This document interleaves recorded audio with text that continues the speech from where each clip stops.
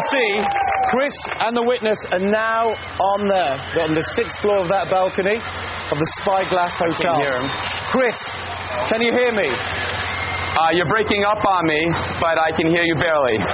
Safety is of the essence here. I want you to hear me. So, what happens next, Criss? Are you hearing? I can hear you. What happens next, Criss? Okay, you ready for me to take everybody through what's going to happen in a room? We are. We'd like to see what you're going to do. Ready? Okay, here we go. I'm going to ask the lieutenant and Ashley, correct? Ashley, come on in the room. I want you to see that we have cameras placed strategically throughout my path to the roof. And you see the cameras that are placed on a wall and throughout this room and throughout the entire path, the staircase, and the roof. This is 2 doors of 4 that will now be locked to join the other 2. I'm going to ask you both to come over here.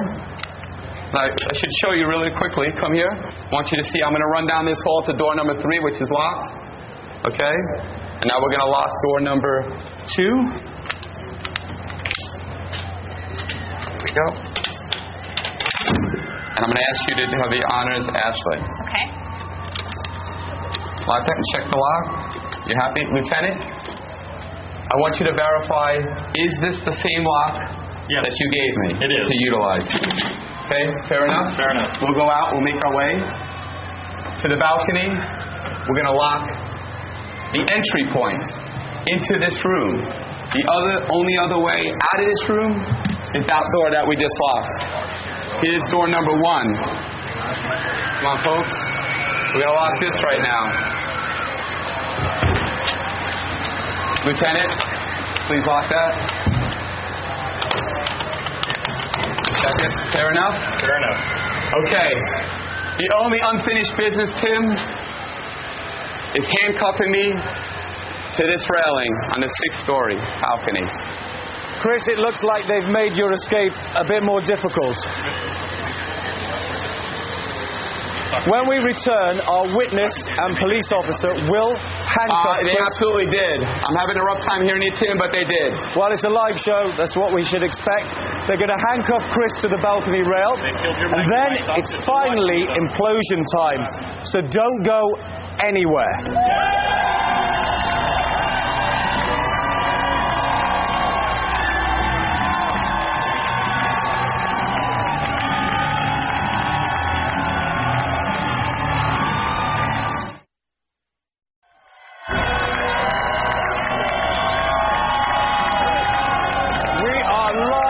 Clearwater Beach, Florida, where Criss Angel is ready to be chained onto the 6th floor balcony of the Spyglass Hotel right behind me. In just a few moments, that hotel will be reduced to a pile of rubble, and you're going to witness it live. No more breaks, no more commercials. It's going to happen now. So, let's go up to Criss, Ashley, and Chief Hardman. Criss? Tim, I'm having a bit of a problem hearing you, but right now I'm going to ask the lieutenant to reveal to me, for the first time, what brand of handcuffs will you be using? Nothing was. Can I see them? Okay, I'm going to ask you to place my left wrist in the handcuff. Okay? Now we're going to take my hand, put it through the railing. I want to just prep myself with my picks right here. These are my picks right over here. And my little timer right there. Because I have to have a stopwatch so I know where I am at what point. Are you satisfied? These are your handcuffs. They are. You put this on many of criminals? Thank you very much. I'm going to ask you all to go to a safe zone, including the cameraman.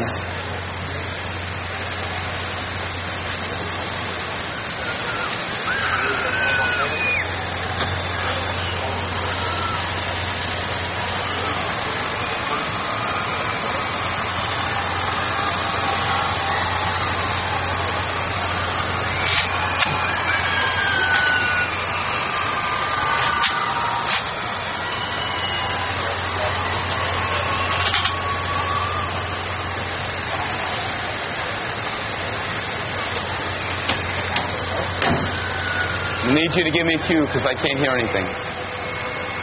Well, Chief Hardman and Ashley are lowered to the ground. We can see that now. They will be moved to a safe distance from the building. Let me just recap exactly what is going to happen and the timing of that implosion. Criss is now completely alone in the building. When Criss is ready, he will give the signal and the automatic detonator sequence will begin. Once it starts, Criss will have just 3.5 minutes to get to the roof and the rescue helicopter.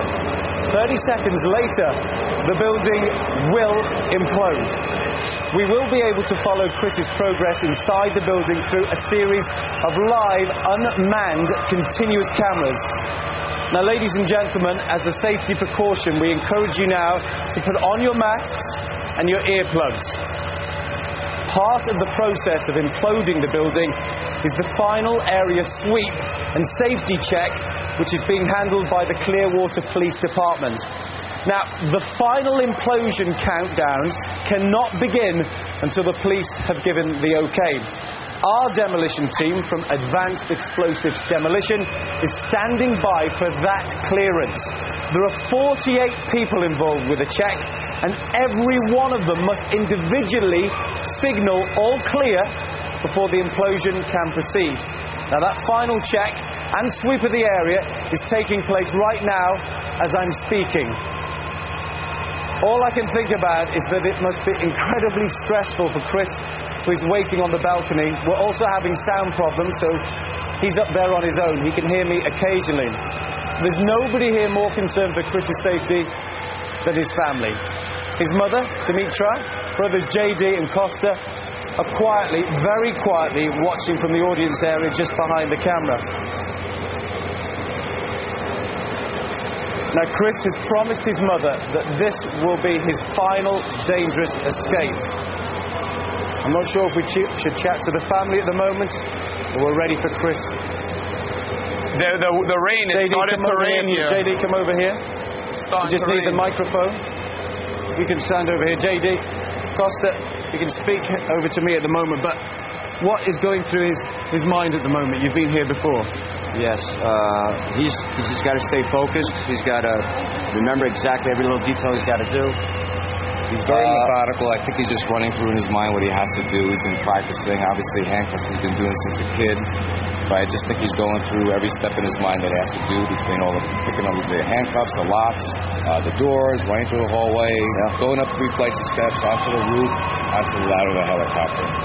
He's a cool customer. I think we're more nervous than him. I'm pacing and he was just hanging out. I think my heart is going faster than his. One thing that he did make very clear, that he's promised this will be his last dangerous live event. He did promise the family that this here will be the last life-threatening demonstration that he will do. One thing that I was particularly concerned about is that it's been raining heavily all day. Yeah. But there's also, it's dried up, but there's a lot of humidity. Everybody's sweating. Will that affect him? I think that he's a very focused man. I think that if he stays with that and concentrates on what he's got to do, I pray that he'll get it. Yeah, that's true. The moisture in his hands and the perspiration. Yeah, it's a factor. It's very thick here. We had a lot of rain today. So it might be a factor. I hope to God it's not, but it may. Thank you very much, Costa. JD, we'll see you later. Thanks.